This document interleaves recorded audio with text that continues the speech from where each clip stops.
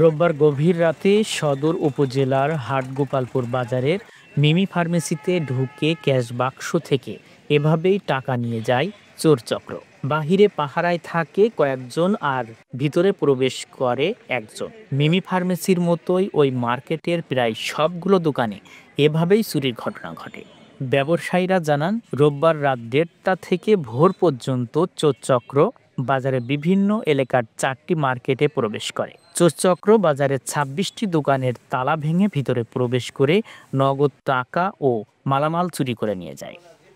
সকালে ব্যবসায়ীরা বাজারে এসে বিষয়টি টের পায়। ক্ষতিগ্রস্ত ব্যবসায়ীদের অভিযোগ, বাজার কমিটির অবহেলার কারণে এমন ঘটনা ঘটেছে। মাত্র আধা কিলোমিটার হাটগোপালপুর পুলিশ ফাঁড়ির অবস্থান হওয়া সত্ত্বেও এমন চুরির ঘটনা এলাকার ব্যবসায়ীদের মাঝে চরম ক্ষোভের সৃষ্টি হয়েছে। সিসিটিভির ফুটেজের সূত্র ধরে চোরচক্র শনাক্ত ও চুরি হওয়া মালামাল উদ্ধারের দাবি ক্ষতিগ্রস্তদের। বেচা কেনা করে এটা তো আমাদের একটা সিকিউরিটির জায়গা।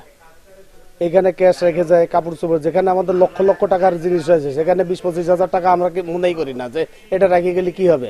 এরকম ধরেন 20,000 টাকা মাল সামানা নিয়ে ধরেন 25,000, 30,000, 40,000 এরকম করে আমাদের ক্ষয়ক্ষতি হয়েছে। 12:30, 1টার দিকে চুরি হয়েছে, সিসি ক্যামেরার মাধ্যমে দেখলাম। আমি টের পাইছি 4:40-45-এর দিক। তখন পরে ফোন পাই, দোকানে এসে দেখে আসলেই চুরি হয়েছে। টাকার আমার একটা ঢাকায় চেক ছিল আজকে টাকা, তার জন্য কিছু টাকা সংরক্ষণ করে রেখে গেছিলাম, সেটা হচ্ছে যে আপনার পাইনি। 14টার দোকান, এখানে 14টা দোকান আছে, তে তার মধ্যে 12টা দোকানে আর কি ভাঙচুর হয়েছে। তালা ভেঙে মানে ক্যাশ কাউন্টারে সব টাকা এটা নিয়ে চলে গেছে।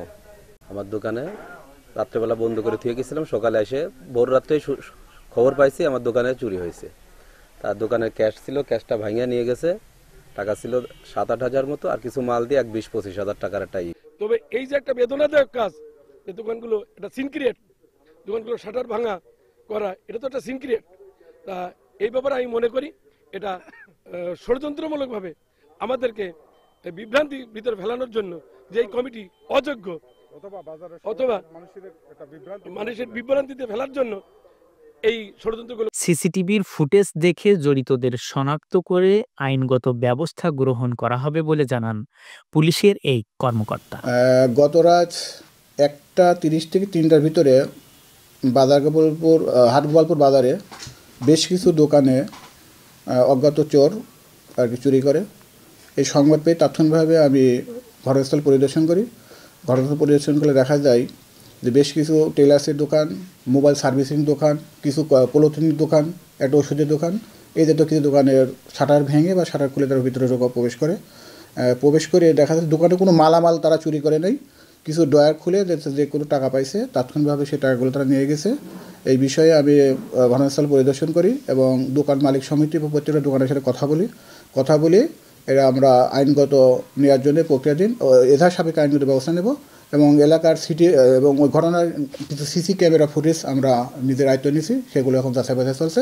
যাচাই বাছাই সাপেক্ষে আমরা আসামি শনাক্ত করবো এবং আইনের সুবদ্ধ করবো। হাটগোপালপুর বাজারের Shahjalal Islami bank, new market, Rajmoni super market ও গাফফার মার্কেটের 26টি দোকান থেকে আনুমানিক 10 লাখ টাকার মালামাল চুরি হয়েছে বলে দাবি দোকানদারদের। Basir Ahmed, SN Bangla news.